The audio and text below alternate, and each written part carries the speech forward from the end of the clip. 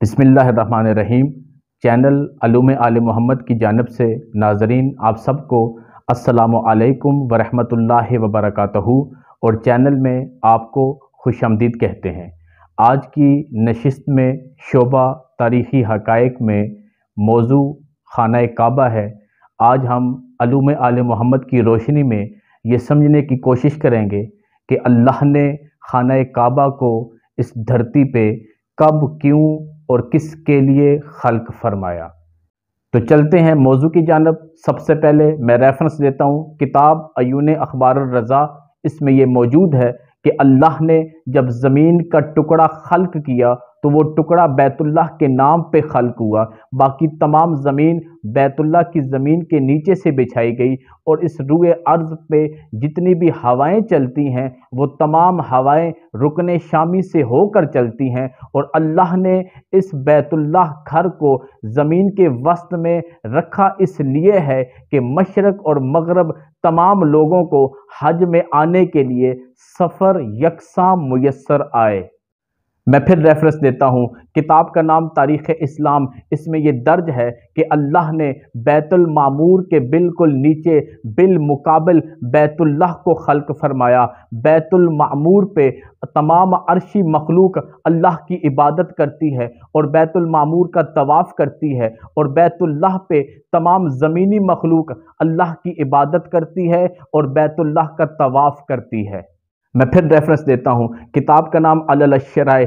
سرکار محمد مصطفیٰ صلی اللہ علیہ وآلہ وسلم ارشاد فرماتے ہیں کہ جب اللہ نے مجھے معراج پر بلایا اور میں عرش پر پہنچا تو سرکار فرماتے ہیں آواز قدرت آئی، اے محمد ذرا نظروں کو اٹھاؤ اور دیکھو۔ سرکار فرماتے ہیں جیسی میں نے نظروں کو اٹھا کے دیکھا تو عرش کی تنابیں ٹوٹی ہوئی تھیں اور تمام پردے ہٹ چکے تھے، ہر چیز مجھ پہ ظاہر و روشن ہو چکی تھی۔ تو پھر آواز قدرت آئی، اے محمد ذرا نظروں کو جھکاؤ اور نیچے دیکھو۔ سرکار فرماتے ہیں جیسے ہی میں نے نظروں کو جھکا کر نیچے دیکھا تو سامنے میری نظر بیت اللہ پہ پڑی، اور سرکار فرماتے ہیں بالکل بیت المعمور کے نیچے بیت اللہ ہے۔ سرکار فرماتے ہیں اگر کوئی چیز بیت المعمور سے نیچے گرائی جائے تو وہ سیدھی بیت اللہ کے چھت پہ آ کے گرے گی۔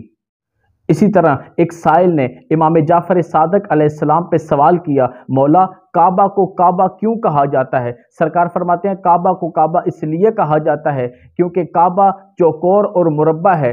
سائل نے پھر سوال کیا، مولا کعبہ چوکور اور مربع کیوں ہے؟ سرکار فرماتے ہیں اس لیے کہ بیت المعمور چوکور اور مربع ہے۔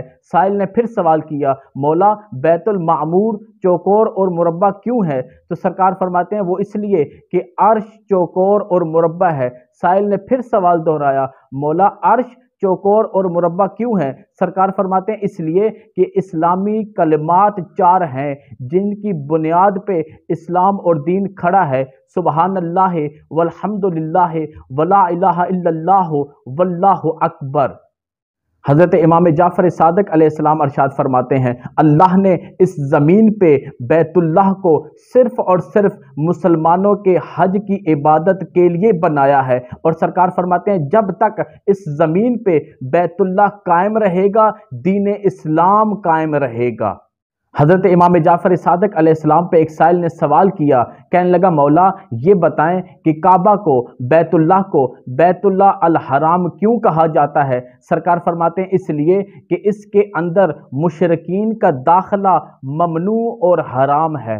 میں پھر ریفرنس دیتا ہوں، کتاب کا نام حیات القلوب۔ اس میں یہ درج ہے کہ جب اللہ نے حضرت آدم و حوا کی غلطی کو معاف فرما کے ان کی توبہ کو قبول کر لیا اور ان سے راضی ہو گیا، اس کے باوجود بھی وہ دونوں شخصیات مایوس رہتی تھیں اور وہ افسردہ رہتی تھیں۔ آواز قدرت آئی، اے آدم جب میں نے تمہاری غلطی کو معاف کر دیا تجھ سے راضی ہو گیا، پھر یہ مایوسی کیسی ہے؟ تو حضرت آدم نے فرمایا مولا ہم تو چاہتے ہیں کہ ہم خوش رہیں لیکن ہمارے دل کو سکون نہیں آتا، ہمارے دل کو قرار نہیں آتا، ہم تجھ سے دعا مانگتے ہیں ہماری غلطی کو معاف کرنے کے بعد ہمارے دل کو قرار بخش، ہمارے دل کو سکون بخش۔